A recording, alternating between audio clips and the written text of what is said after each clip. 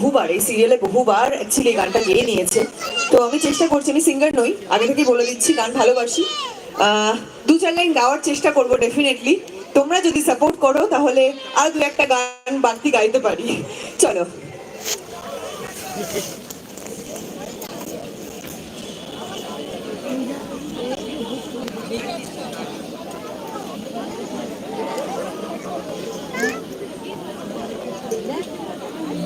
I think যারা regular অনুরাগের ছোঁয়া দেখো তারা বুঝতেই পারবে যে কি গান, খুব পপুলার একটা গান, পুরনো একটা গান, ঠাকুরের গান।